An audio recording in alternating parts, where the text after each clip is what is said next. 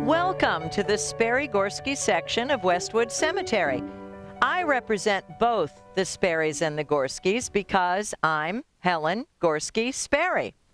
I was born in 1909, Helen Marie Gorske, to immigrant parents. Well, they're right over here. My father, John, came to the United States in 1896, and he actually spelled our last name with an I at the end. But as happened to many immigrants at Ellis Island, that was changed to the more Americanized E ending. My mother, Anna, came to the United States at the ripe old age of 13. There wasn't enough money to send everyone in her family, and so they drew straws. My mother won. Imagine traveling all the way from Krakow, Poland to Berea, Ohio when you were only 13 years old. She never saw the rest of her family again. When she got to Ellis Island, they gave her something that she had never seen before, a banana. She didn't know you had to peel it to eat it. Anyway, my mother was a seamstress, and they had a connection with a family in Berea who owned a business, and so that was her final destination. And it was there that she met my father, John, a master tailor, also 10 years her senior. Shortly thereafter, they were married and they moved to Oberlin to begin a family. Well, I was the first, and, well, you know, I might as well introduce you to everybody. I was the oldest, and then next came my brother Howard over here, and then my brother Walter back over here.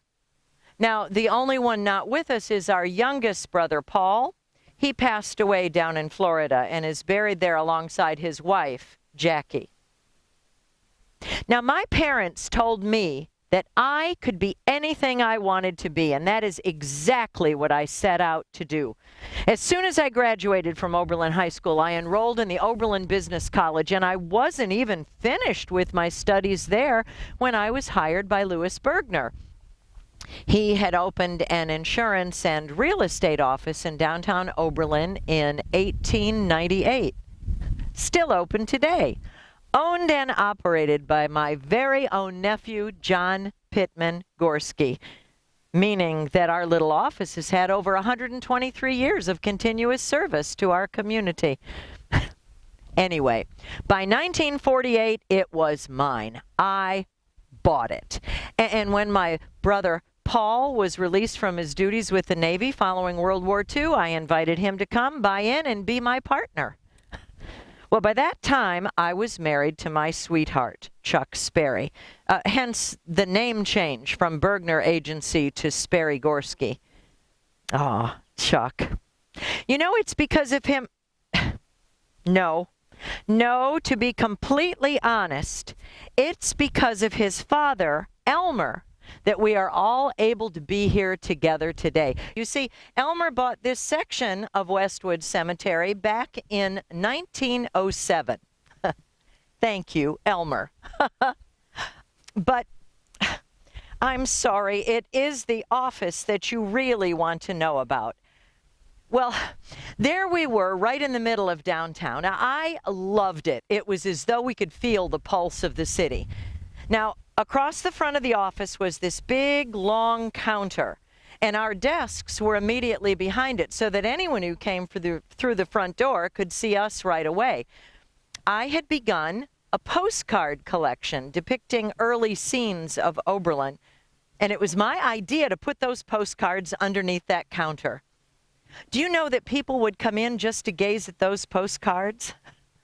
Of course, it was often that people would come in just to chat, and even though there was always a lot of work to do, we always took time to stop and visit. Now, for me, especially with my three friends, Maisie Schubert, Barb Smith, and Marge Parker, all of their husbands owned businesses in downtown Oberlin. I don't think it escaped them that I owned my own business, but I tried not to rub it in. At any rate, when I bought the agency, I hired Bert Hollower to take on the duties that I had had when I was working for Mr. Bergner. Later on, each of my three nieces, Pam, Paula, and Patty, came to work for me, but that was all at different times. Now, when Bert had to go help her husband Wade Hollower with his TV and radio business across the street, I hired Lois Bailey, and she was with us for years. At any rate, come 3 o'clock, whatever females were there, it was coffee break time. We would head up the street to the campus restaurant. Well, you know Fred Owens's place? Well, there was this big booth in the front of the restaurant. And we would sit there alongside the likes of Bill Long of the Co-op Bookstore, Kenneth Powers and Gordon Dolly of Powers and Dolly's, Porky Lawson, who owned the other men's store in town, Art Hess of Hess Pharmacy, Frank and Jim Schultz of Schultz Furnishings. Notice anything? Yes, all of them were men. I was the only woman at that table that owned her own business, but I was just as respected as any of those men sitting there. You had better believe it. Now, my brother Walter was the only Gorske not involved with the insurance business. He owned the Oberlin Canteen Company down on Sumner Street.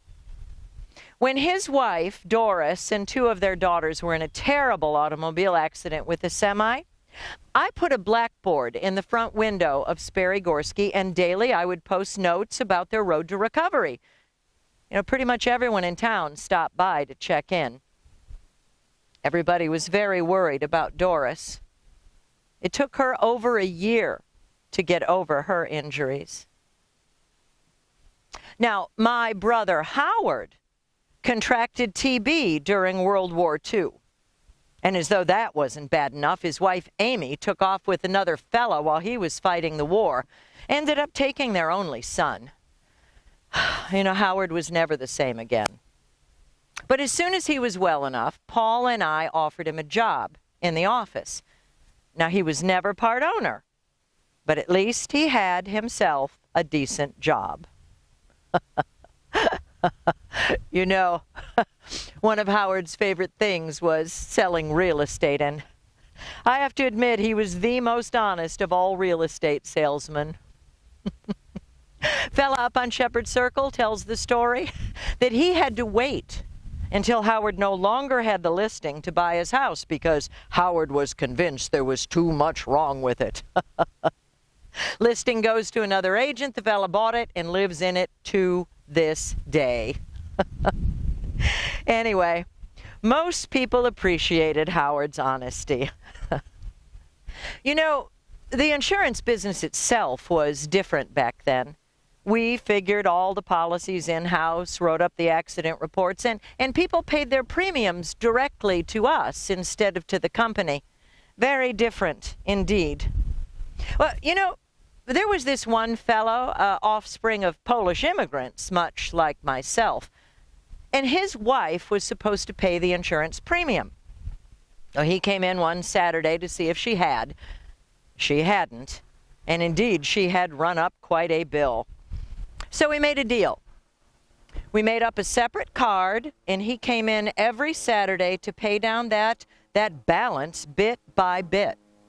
But if she came in, we were supposed to take out the card with the bigger balance and shake our finger at her. You know, I don't think she ever did come in. Now, that was the way of things. You know, we knew pretty much everyone in town. The office was doing fine, and we didn't want anyone to go without insurance, so we probably carried many more people than we should have. Well, of course, I figured all of the policies myself because I wanted to make sure that they were done the right way. I had my trusty machine, albeit bigger than a bread box, and the 2 of us figured the most complicated policies together. And then one day, when the girls and I were out for coffee break, my dear younger brother Paul decided to surprise me with a new, smaller, and according to him, more efficient machine.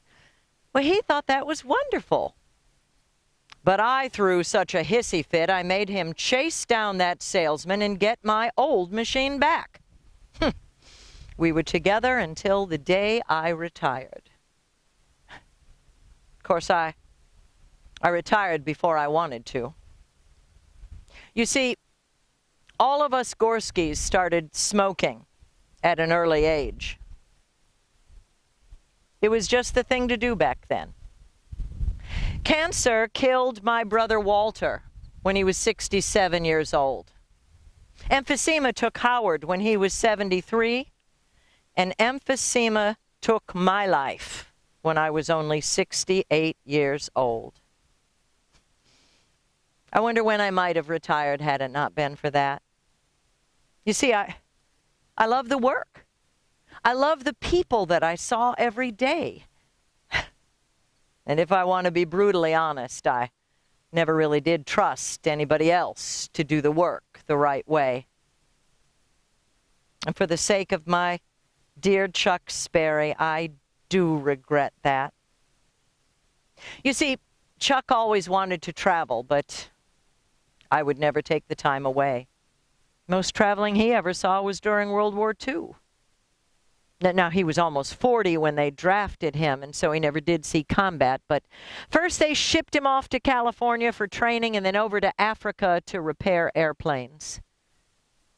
He was gone for almost 4 years, and that was shortly after we were married. Of course, we were engaged for 14 years. You see, Chuck inherited enough money from his father Elmer that he probably didn't need to work another day in his life. But I was not about to marry him until he got himself a decent job. I mean, I was not going to have everyone in town thinking that I was supporting him. Kind of ironic, though. Chuck ended up getting a job as a teller in the very same bank that his father Elmer hoped to fund at its beginning. Oh, dear. But I do count myself among the luckiest of women. To own a business that I loved and to have a dear, sweet husband like my wonderful Chuck Sperry. So there you have it. The Sperrys and the Gorskes together for all eternity.